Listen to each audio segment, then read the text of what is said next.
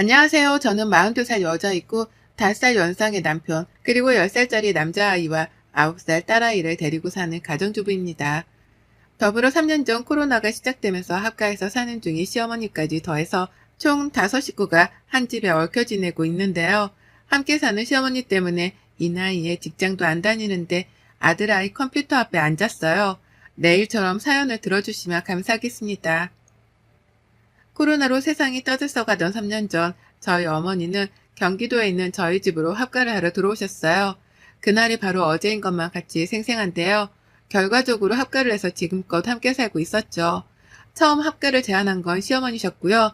평소에도 아이들이 좋다는 걸 이유로 들먹이며 합가를 하고 싶다는 말씀을 자주 하던 어머님이셨습니다.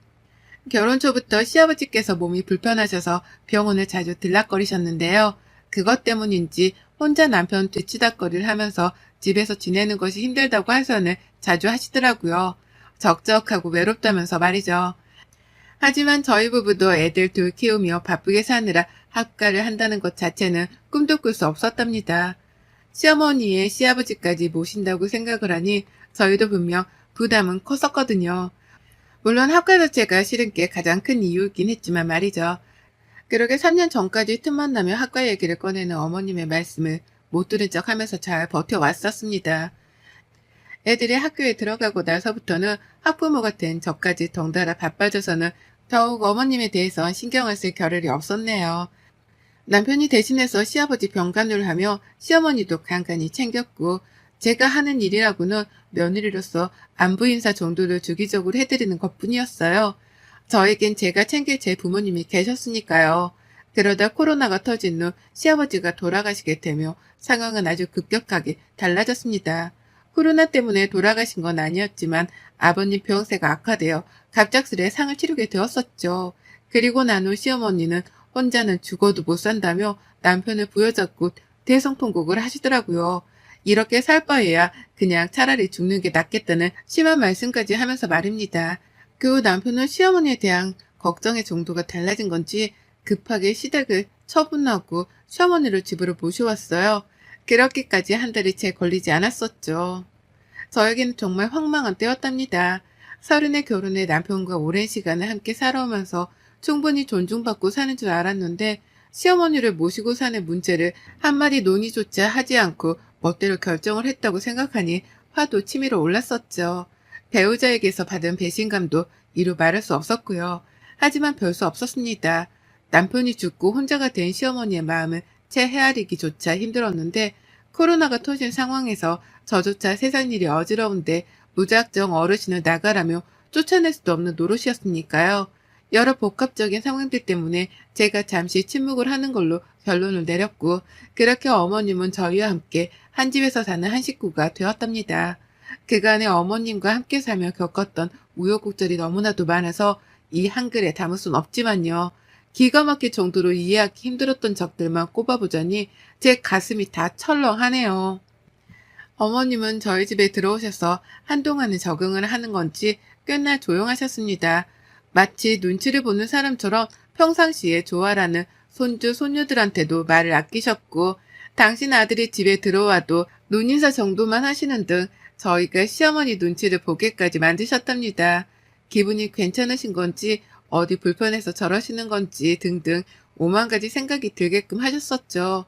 남편도 괜히 제가 집에서 눈치를 먼저 주는 바람에 어머님이 편하게 지내지 못하시는 게 아니냐며 핀잔을 주기 시작했고, 그쯤 되니 저도 괜히 잘못을 한 것만 같더라고요. 시어머니가 정말 나 때문에 내 눈치를 본다고 말이 없는 건가 하고 말이죠.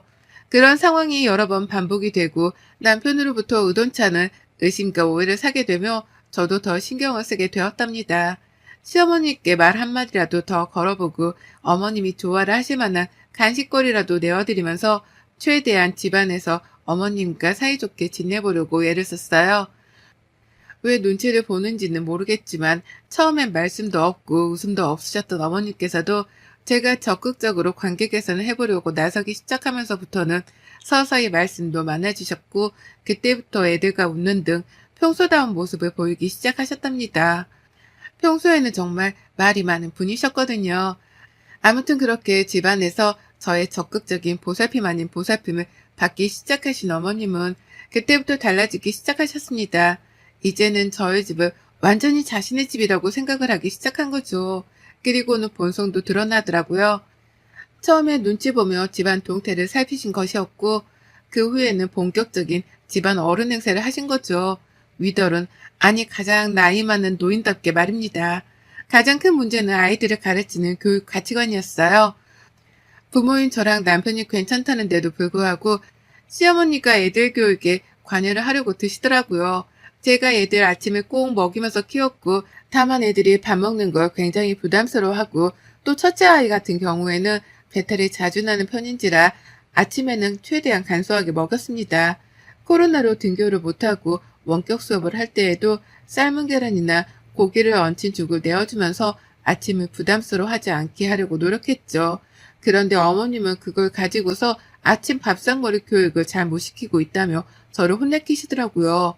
그러면서 애들한테는 자고로 밥은 팍팍 퍼먹어야 크는 건데 니들 엄마가 잘못하고 있구나 라고 하며 억지로 밥을 몇 숟가락씩 더 떠먹이곤 하셨답니다.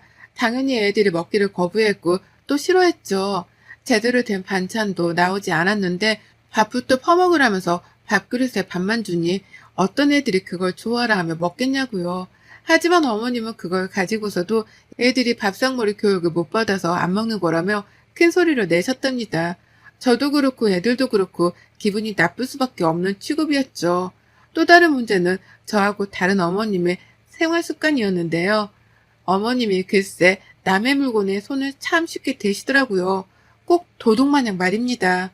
그간에 다 제 남편이랑 자식들이었기 때문에 누가 제 물건에 손을 대건 말건 상관이 없었습니다. 손을 댄다 하더라도 제 물건을 버리는 것도 아니었고 그냥 딸아이가 호기심에 엄마 화장품에 손을 대는 게 전부였는지라 문제가 될 것이 전혀 없었죠. 오히려 귀여운 아이의 행동이었고요.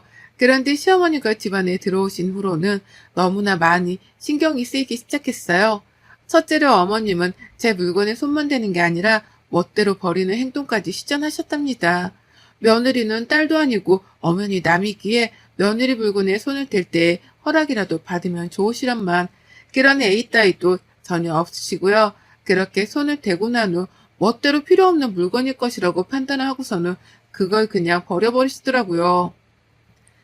그렇게 버려진 제 옷이라 화장솜, 팩트 쿠션, 그리고 매니큐어가 한 바가지였습니다.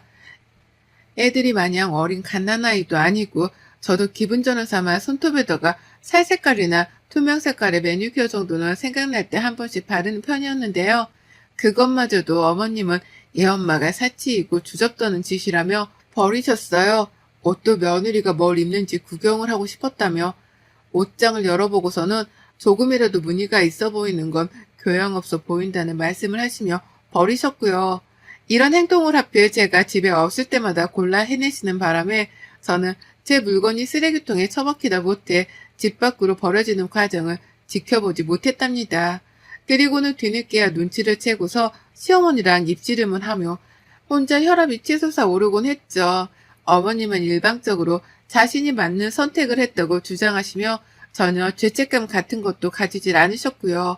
어디서부터 문제였는지 이제는 정확히 기억도 나질 않습니다. 시어머니가 도대체 왜 저러시는지에 대해서 이제는 이해를 할 힘도 없고요.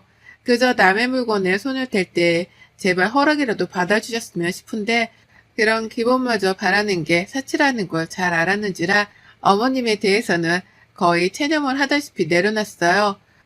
그런 사람과 한 집에서 살아간다는 건 정말이지 괴로운 일이었고 그걸 증명하듯이 저는 언젠가부터 40 초반인데 머리카락이 빠져나가기 시작했네요. 자고 있으면 베개 위에 머리카락이 한 움큼씩 빠져있는데 병원을 가보니 스트레스가 원인이라는데 시어머니 때문에 이 나이에 스트레스를 받다 못해 머리카락까지 빠지다니 생각할수록 착잡하고 내 부모님을 볼 면목이 없었어요. 잘 사는 모습만 보여드리고 싶은데 뵐 때마다 나이가 팍팍 들어가는 모습을 보여드렸거든요.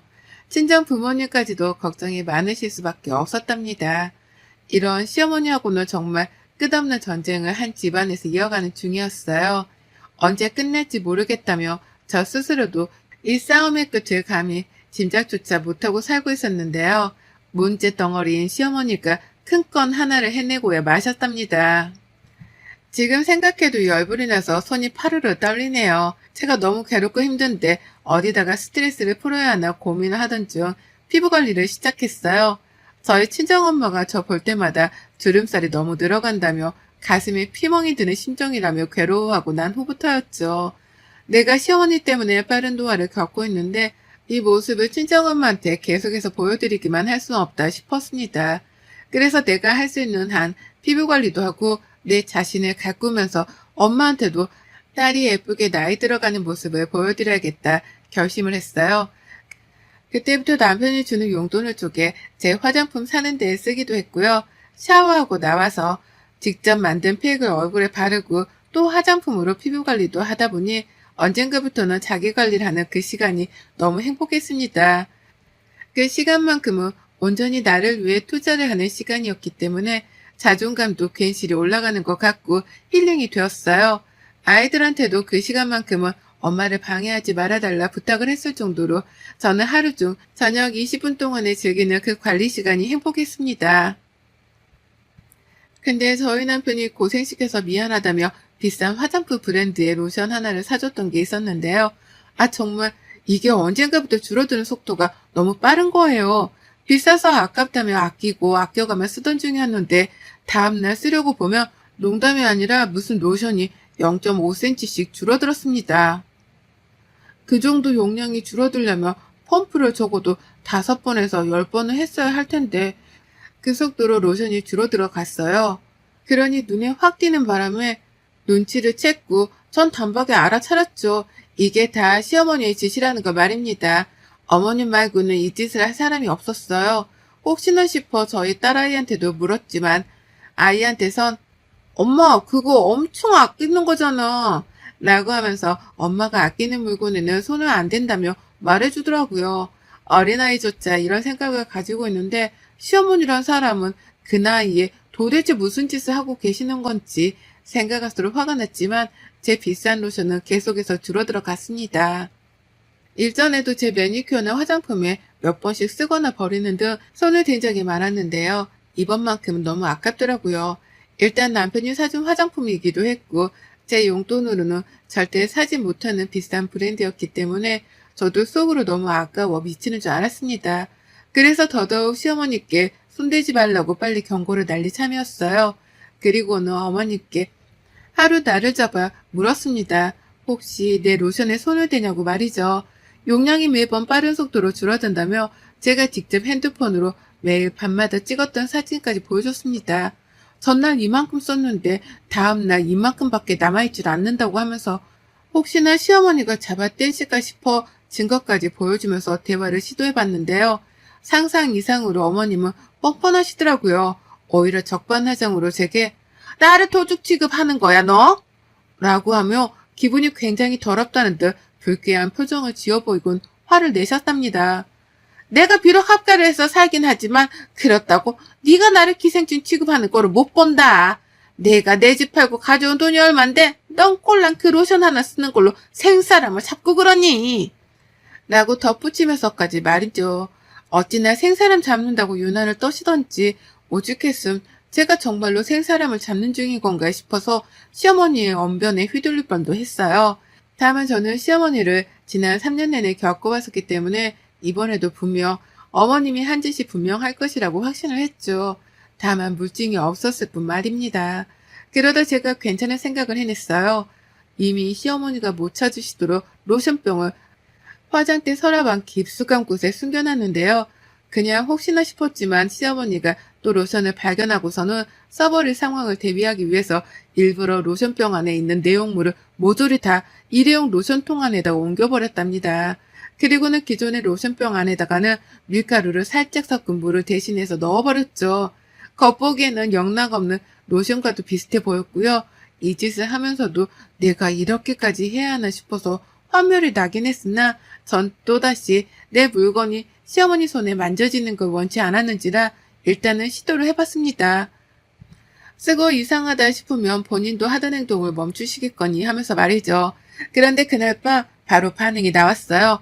제가 먼저 샤워를 하는 로션을 발랐고 잠들기 전 작은 애 숙제를 봐준다면서 애들 방에 잠깐 들어가 있었는데요. 그 사이 샤워를 마친 시어머니가 제 방으로 들어가셨던 모양이더라고요. 전 어머님이 소리를 치며 저를 찾으시기 전까지도 이 사실에 대해서 몰랐습니다.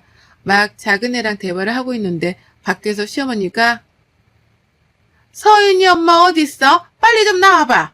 라고 하면서 절 급하게 찾으셨어요. 어머님이 원래 정색할 일이나 저와 국거리를 두려고 하는 일에는 저희 딸 이름을 넣어서 누구 엄마야 하고 부르시거든요. 이번에도 딱 그런 상황이었답니다. 나가보니 어머님은 제 로션병을 아주 당당하게 들고 계셨죠. 너 이거 뭐야? 이 안에 든 게 뭐야? 이거 왜 이래? 내가 이걸 팔았는데 순간 얼굴이 굳어지면서 뭐가 힘을건 게 올라오는데 이거 뭐냐고 빨리 말 안 해? 라고 하면서 로션병 안에 든 내용물의 정체를 물으시더라고요. 제가 밀가루 섞어놓은 물인데 그걸 귀신같이 알아내신 겁니다. 얼굴에 펴 바르자마자 냄새도 이상하고 물이 마르면서 밀가루가 얼굴 위에 쌓이며 껍질 같은 게 생겨서는 껄끄러워졌다는 이유로 눈치를 까신 거였죠. 그리고 저는 그때다 싶고 아주 당당하게 물었어요. 뻔뻔한 시어머니께 당당하게 받아친 거죠. 왜 제 물건에 손대세요? 그거 제 로션인데 그걸 왜 바르세요? 남의 허락도 없이? 라고요. 어머님은 순간 아차 싶었던지 잠깐은 말을 잇지 못하셨지만 이내 말씀하셨습니다. 지금 그게 문제야? 이게 뭐냐고! 이거 왜 이래? 라고요. 그리고는 저한테 뭐가 들었는지 빨리 말을 하라고 하시는데 제가 그걸 순순히 대답해 줄 리가 없었죠. 왜 남의 걸 만지시냐니까요?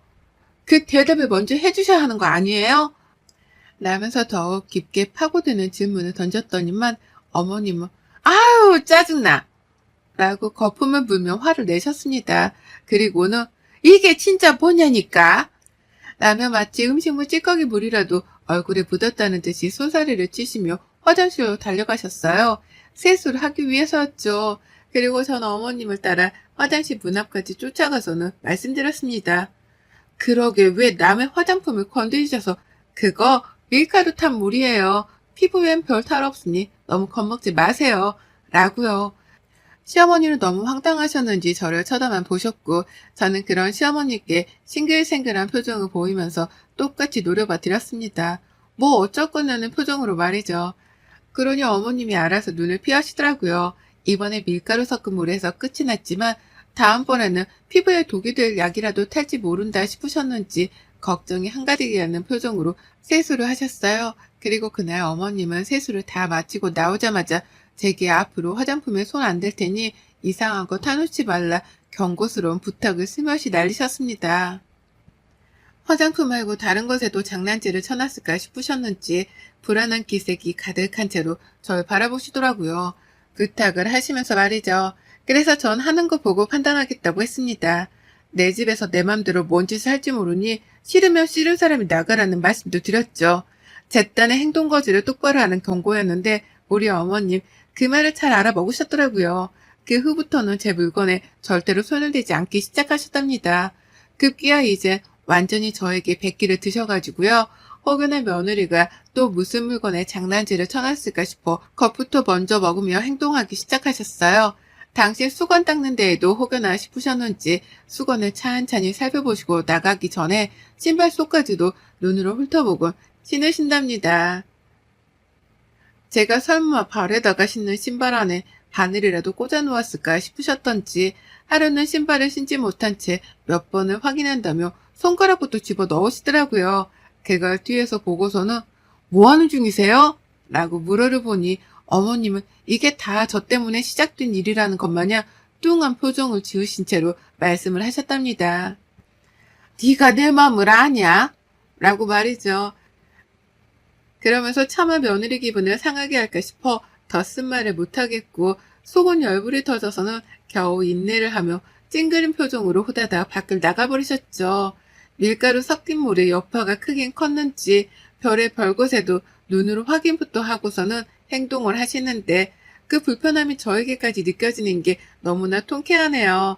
불편해 죽겠다며 뭘 하거나 씻거나 먹을 때마다 눈을 개스름하게 떠서는 확인부터 찬찬히 하시는데 저 의심병을 당장 고치지 못하면 어머님이 앞으로 참 많이 힘드시겠구나 싶었습니다. 사는 게 얼마나 피곤하고 역할까 싶어서 제가 다 불편해 죽겠더라고요. 물론 그런 시어머니를 보는 심정은 통쾌함 뿐이지만 말이죠. 그래서 저는 앞으로도 더 불편하시라고 장난기 가득한 표정으로 당분간 지내보려 합니다. 밥을 먹을 때에도 일부러 괜한 의미심장한 표정을 지어 보이면서 시어머니를 불안하게 하고 또 써보시라면서 안마기를 건네드릴 때조차도 어떤 일이 일어날지 두고 보자는 장난꾸러기 같은 표정을 지어 보이면서 어머님을 긴장케 만들려고 해요. 이미 어머님은 제가 별걸 하지 않아도 불안함을 가득 안고 살아가는 게 보이지만 전 거기에다가 불난 집에 부채질을 하듯이 지낼 겁니다. 언제 어떻게 터질지 모르는 며느리의 장난에 놀아나기 싫어서 긴장한 시어머니를 지켜보며 통쾌함을 좀 더 오래 만끽할래요. 여러분의 생각은 댓글로 남겨주세요. 오늘도 시청해 주셔서 정말 감사합니다.